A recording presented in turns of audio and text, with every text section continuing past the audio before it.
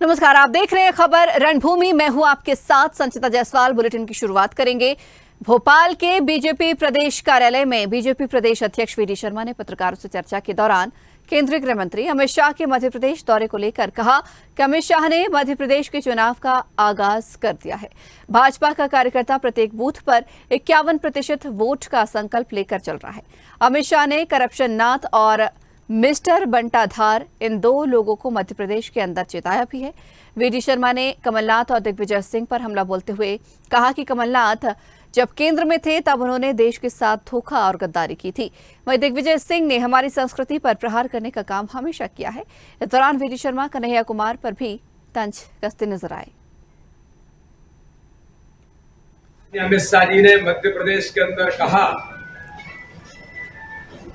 कि भारतीय जनता पार्टी का कार्यकर्ता प्रत्येक बूथ पर जो हमेशा उनका मंत्र हम सब लोगों को विजय मंत्र हमेशा मिला है कि प्रत्येक बूथ पर 51% वोट का संकल्प लेकर के चलना। मिस्टर कन्हैया कुमार, देशद्रोही कन्हैया कुमार, बताना चाहता हूं मैं मध्य प्रदेश के अंदर, ये मध्य प्रदेश चंद्रशेखर आजाद का मध्य प्रदेश है। तुम्हारे जैसे देशद्रोही मध्य प्रदेश का एक एक नौजवान जानता है। कमलनाथ जी, मिस्टर करप्टनाथ, शर्म आनी चाहिए। मिस्टर बंटाधार, आपको शर्म आनी चाहिए। कल आप आदिवासियों की बात कर रहे थे, क्या आप आदिवासियों का अपमान करने के लिए कन्हैया कुमार को लेके आए थे? टुकड़े टुकड़े गैंग के मुखिया, जिनको भारत माता के नारे से पीड़ा होती है, वंदे मातरम से तो बुखार आ जाता है, और भारत माता के टुकड़े टुकड़े गैंग के सदस्य मुखिया नहीं।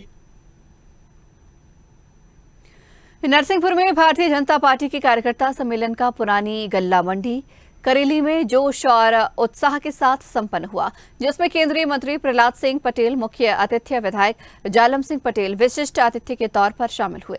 इस दौरान प्रहलाद सिंह पटेल ने मध्य प्रदेश में भाजपा की कमजोर स्थिति वाले पूर्व सीएम दिग्विजय सिंह के बयान पर पलटवार किया।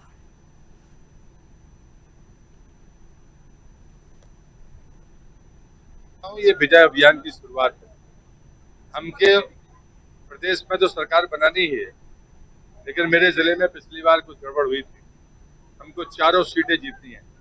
आज उसकी शुरुआत नरसिंहपुर के मुख्यालय से हुई है, और मैं विश्वास करता हूँ कि नरसिंहपुर का जागरूक मतदाता है, वो जागरूक लोग जो किसी भी क्षेत्र में काम करते हो, मैं उनको निवेदन करना चाहता हूँ कि निश्चित रूप से वो हमें और मेरी पार्टी को जरूर आशीर्वाद देंगे, ऐसा मेरा विश्वास है।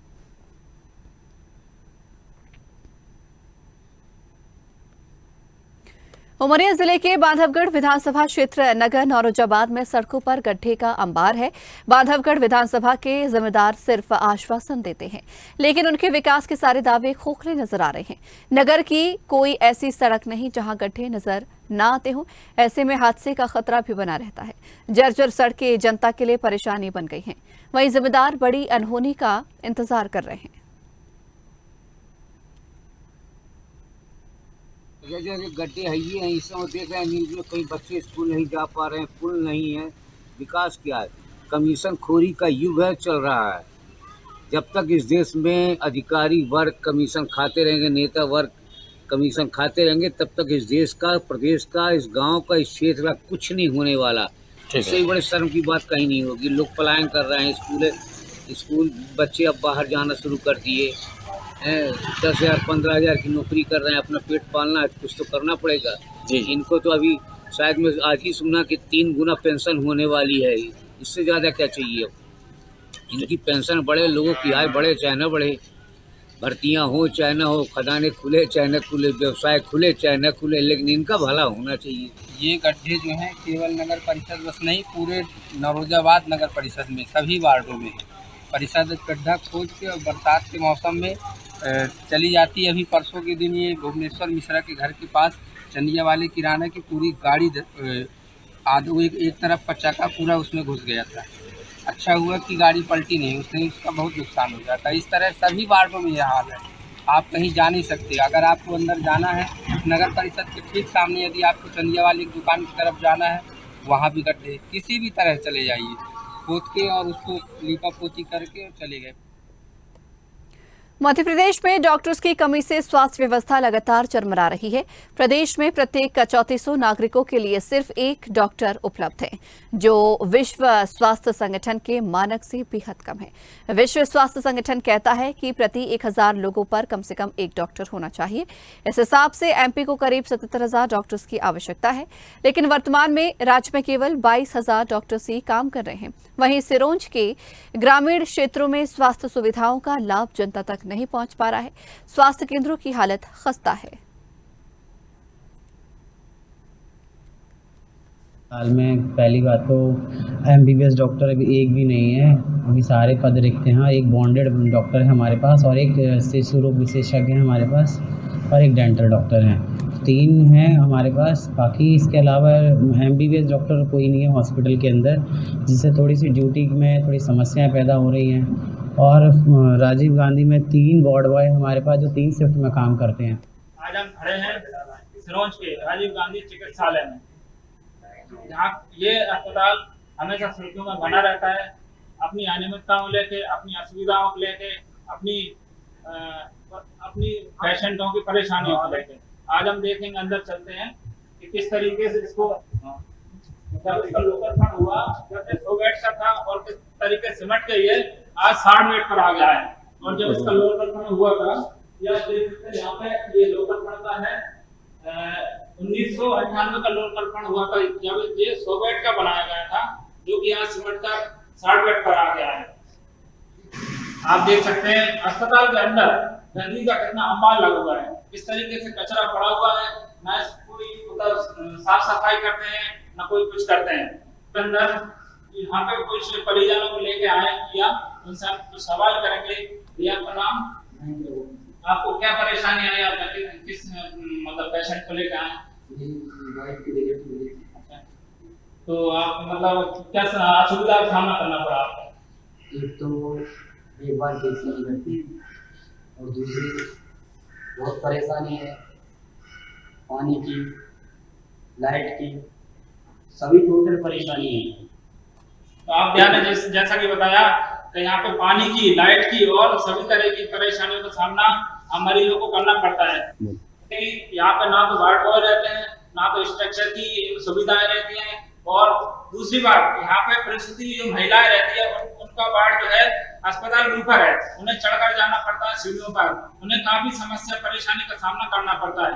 एक और तो मध्य प्रदेश सरकार अपने स्वास्थ्य को लेकर, अपनी हर चीज को लेकर इतनी सुविधाएं कर रही है, लेकिन अभी तक यहाँ पे अस्पताल में कोई सुविधा का मुहैया नहीं कराई गई है, जिससे मरीजों को और आमजन को सुविधा मिल सके।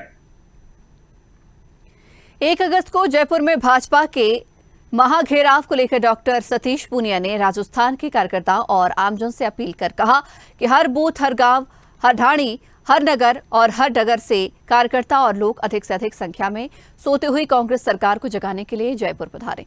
सतीश पूनिया ने कहा कि राजस्थान में बीते 5 सालों में मुख्यमंत्री अशोक गहलोत के नेतृत्व में कांग्रेस की एक ऐसी सरकार काबिज है जो किसानों और नौजवानों से वादाखिलाफी करती है और कानून व्यवस्था की बदहाली करती है। विगत 5 वर्षों में अशोक गहलोत के नेतृत्व में कांग्रेस की एक ऐसी सरकार काबिज है जो किसानों से वादा खिलाफी करती है, नौजवानों से वादा खिलाफी करती है, ठगी करती है, कानून व्यवस्था की बदहाली करती है। इसी तर्ज पर दलितों, वंचितों और महिलाओं के साथ अन्याय का प्रतिकार नहीं करती है। बेरोजगारी चरम सीमा पर है, भ्रष्टाचार आकंठ है।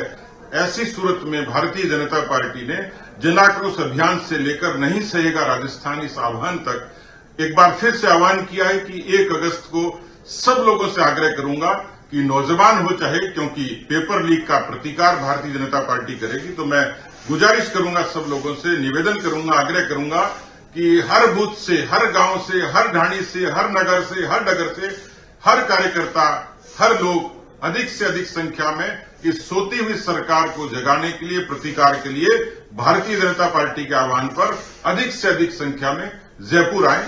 चलिए जयपुर, मैं भी आऊंगा, आप भी आइए। बीजेपी कार्यालय राष्ट्रीय प्रवक्ता और सांसद कर्नल राज्यवर्धन राठौर ने प्रेस कॉन्फ्रेंस में कहा कि 1 अगस्त भाजपा सचिवालय का घेराव करेगी। राजस्थान के युवाओं का भविष्य अंधकार में है। राजस्थान की सरकार इन युवाओं की चुनौतियां और बढ़ा रही है। राजस्थान की सरकार ऐलान बड़े बड़े करती है।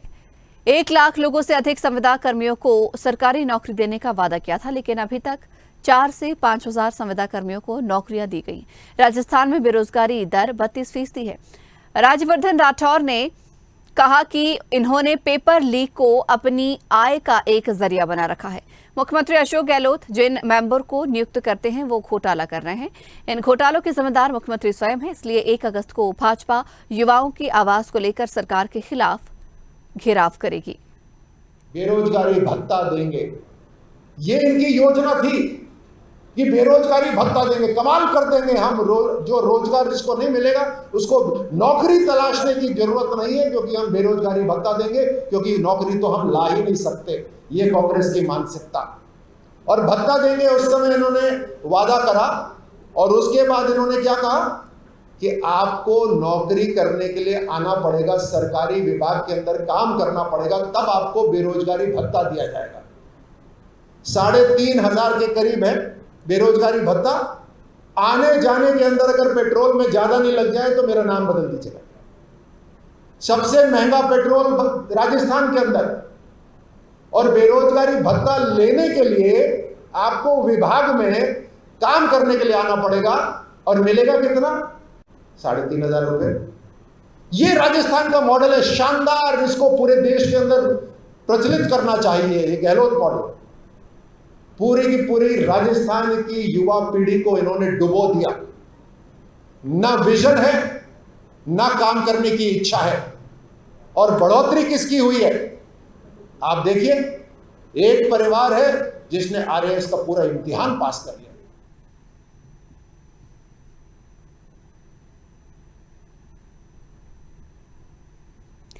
करौली जिला मुख्यालय पर भाजपा नहीं सहेगा राजस्थान राज्यव्यापी अभियान चला रही है। पार्टी के कार्यकर्ता और पदाधिकारियों ने प्रदेश में कांग्रेस सरकार की विफलताओं के बारे में आमजन को जागरूक करते हुए नहीं सहेगा राजस्थान अभियान के तहत अनेक जगहों का दौरा कर कांग्रेस सरकार की विफलताओं को दर्शाएंगे। आमजन को कांग्रेस सरकार की गलत नीतियों को बताकर विरोध प्रदर्शन किया जाएगा। भाजपा जिला अध्यक्ष ब्रजलाल ढिकोलिया ने कहा कि प्रदेश की कांग्रेस सरकार महिलाओं पर हो रहे अत्याचार को रोकने में नाकाम रही, तो वहीं दूसरी ओर पेपर लीक मामले में कानून नाम की व्यवस्था अब नहीं बची है। 1 तारीख को महाआंदोलन जयपुर में रखा गया है। इस हेतु हमारे मान सिंह जी को जिले का प्रभारी बनाया व्यवस्थाओं के लिए। आपको सादर आमंत्रित किया गया। भारतीय जनता पार्टी की तैयारियां 16 तारीख से जोरों पर चल रही है। महाआंदोलन इतना विस्तृत होगा जो शायद पहले कभी नहीं हुआ। गृहमंत्री डॉक्टर नरोत्तम मिश्रा ने अमित शाह के मध्य प्रदेश दौरे पर अपना बयान दिया और कहा कि अमित शाह हमारे नेता हैं जिन पर पूरी पार्टी को गर्व है। अमित शाह आधुनिक भारत के लौह पुरुष हैं। उन्होंने कार्यकर्ताओं को सर्वोपरि बताया है। प्रशासनिक सर्जरी पर कांग्रेस के आरोपों पर गृहमंत्री नरोत्तम मिश्रा भड़के और कहा कि 15 महीनों में हजारों के ट्रांसफर करने वाली कांग्रेस सतत प्रक्रिया पर सवाल उठा रही है। जिन्होंने 15 महीने में हजारों के ट्रांसफर कर दिए, वल्लभ भवन का भ्रष्टाचार का अड्डा बना दिया, पूरा वल्लभ भवन दलालों से भर दिया। खुद भ्रष्टाचार में डूबी हुई पार्टी ही चलने वाली सतत प्रक्रिया पर सवाल उठा रही है। वहीं अंजू के मामले पर कहा कि अंजू के पाकिस्तान जाने पर सरकार को इंटरनेशनल कॉन्स्पिरेसी का शक है। अंजू के पाकिस्तान जाने से लेकर पहुंचने तक की जांच की बात कही।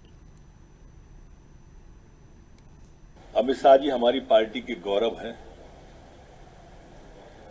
जिधर आते हैं उधर भाजपा की बयार चलने लगती है और उनके लगातार आने से कार्यकर्ताओं का मनोबल ऊंचाइयों पर चढ़ रहा है। देवतुल्य कार्यकर्ताओं को गढ़ने वाले हैं।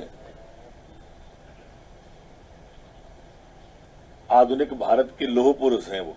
अंजू का जिस तरह से पाकिस्तान में आओ भगत हो रही है, उपहार मिल रहे हैं, उससे कई संदेह जन्म होते हैं और इसलिए मैंने एसबी को स्पेशल ब्रांच को निर्देशित किया है कि इसका सूक्ष्मता से परीक्षण करें कि कहीं ये इंटरनेशनल कॉन्स्पिरेसी तो नहीं है।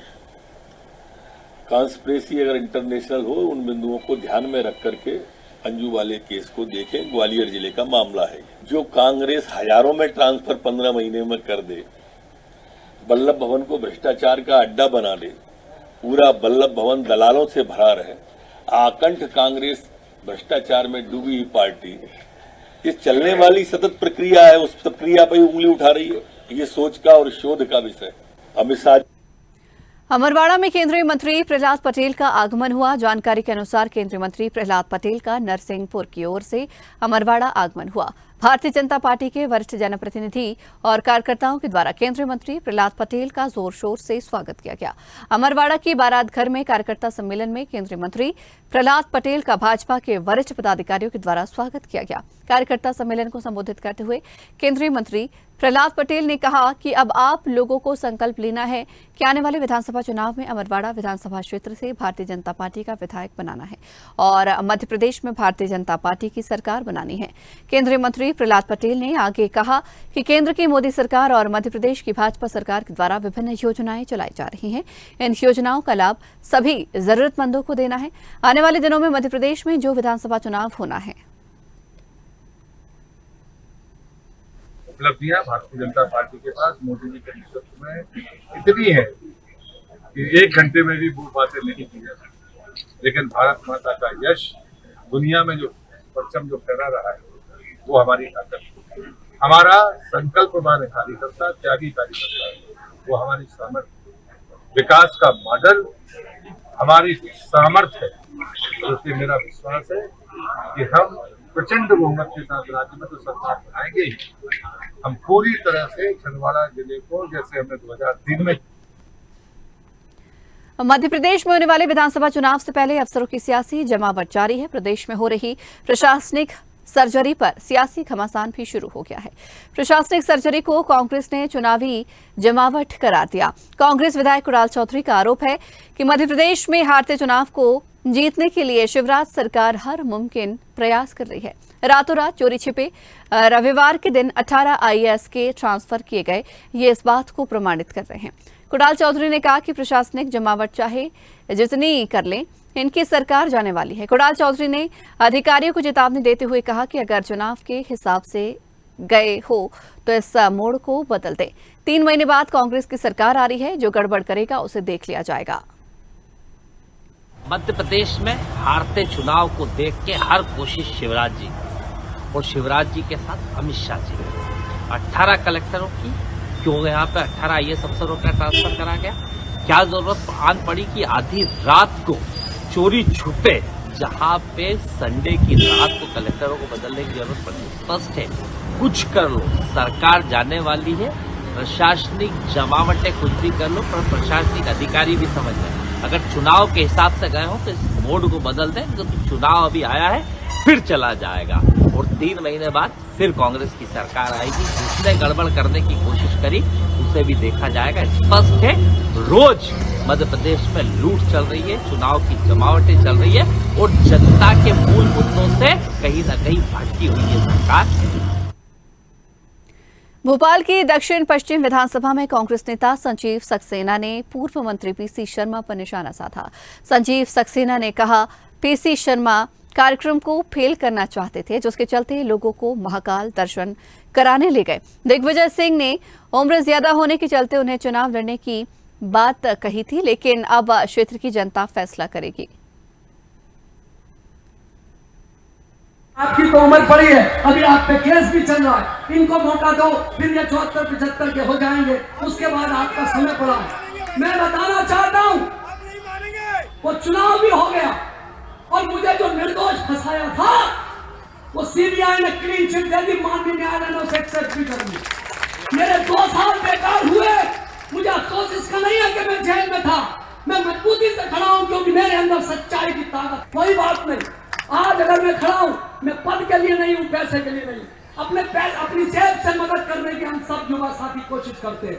बस जुनून है, एक पागलपन है कि हमको दिखाना है कि किस तरीके से नए नए विजन और योजनाओं के साथ क्षेत्र में काम किया जाता है। और मैं ये बता दूं, हम जितनी औकात है उतना कर पाने में सक्षम भी होते हैं। बात करके आओ और बसें लगा के बस्तियों में, और हमारे प्रतिनिधि ने सोचा कि यहाँ बहनें कम हो जाएंगी और वहाँ चली जाएंगी, पर जो बहनें गई हैं वो भी यहाँ वहाँ यही प्रार्थना करके आएंगी कि इस बार दक्षिण पश्चिम में चुनेंगे तो सिर्फ संजीव सक्सेना को और न किसी और।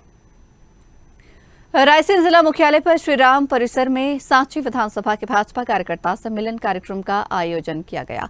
आगामी चुनाव को लेकर बूथ स्तर पर मजबूती को लेकर भाजपा का ये कार्यकर्ता सम्मेलन कार्यक्रम किया गया। इस दौरान चर्चा का विषय रहा कि सांची विधानसभा में अभी तक 2 गुटों में बंटी भाजपा के कई नेता कार्यकर्ता एक मंच पर मौजूद दिखाई दिए। वहीं कार्यक्रम के मुख्य अतिथि प्रदेश कार्य समिति के सदस्य अभय प्रताप सिंह यादव, स्थानीय विधायक, प्रदेश सरकार के स्वास्थ्य मंत्री डॉक्टर प्रभुराम चौधरी सहित कार्यकर्ता मौजूद रहे। विधानसभा के 327 बूथों का कार्यकर्ता आज पूरा इस शासी सम्मेलन में उपस्थित रहा, जिसमें हमारा पूरा नेतृत्व, माननीय विधायक यहाँ के और मध्य प्रदेश शासन मंत्री सम्मानीय डॉक्टर प्रभुराम चौधरी जी, हमारे जिलाध्यक्ष जी राकेश जी, और सभी अभी हमारे पार्टी ने चुनाव के नाते जिला संयोजक जो नरेश सिंह जी को बनाया, सभी भारतीय जनता पार्टी का जय श्रेष्ठ कार्यकर्ता से लेकर पूरा नेतृत्व, महिला हमारी बड़ी संख्या में बूथों से यहाँ आई। आज भारतीय जनता पार्टी को फिर से उपचुनाव में यहाँ विजय मिली थी 64,000 बूथों से, उससे भी बढ़कर 1 लाख बूथों से ज्यादा इस विधानसभा को विजय बनाने का संकल्प लिया है। हजारों की तादाद में प्रत्येक बूथ से कार्यकर्ता, प्रत्येक हमारे बूथ समितियां हैं, हमारे पन्ना प्रभारी हैं, हमारे पन्ना समितियां हैं, हमारे शक्ति केंद्र के कार्यकर्ता हैं, हमारे मंडल के कार्यकर्ता हैं, सभी लोग आए थे। और आज जिस तरीके से मध्य प्रदेश के अंदर मुख्यमंत्री शिवराज सिंह चौहान जी के नेतृत्व में जो विकास के कार्य हुए हैं और केंद्र से भारत सरकार के द्वारा, नरेंद्र मोदी की सरकार, डबल इंजन की सरकार के द्वारा जो काम हुए, उसका उत्साह ही एक पूरे मध्य प्रदेश की जनता में है। लाडली बहनें, जो मुख्यमंत्री लाडली बहना योजना बनाई गई है, उसका एक पूरी बहनों में एक अलग ही उत्साह है। सीखो कमाओ योजना है, उसका भी एक अलग ही उत्साह। और आपने देखा कितनी संख्या में यहाँ कार्यकर्ता थे। वो पूरा मध्य प्रदेश से भारतीय जनता पार्टी में जो 200 पार का जो नारा दिया है, उसका पूरा आप देख रहे हैं कि 200 पार से ही अधिक मध्य प्रदेश में भारतीय जनता पार्टी।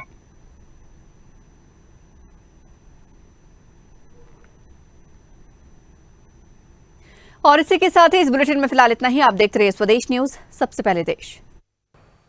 ऐसे ही वीडियोस के लिए लाइक करें, शेयर करें, फॉलो करें, YouTube पर जाकर सब्सक्राइब कर बेल आइकन दबाना ना भूलें और ताजा अपडेट्स के लिए swedeshlive.com पर जरूर जाएं।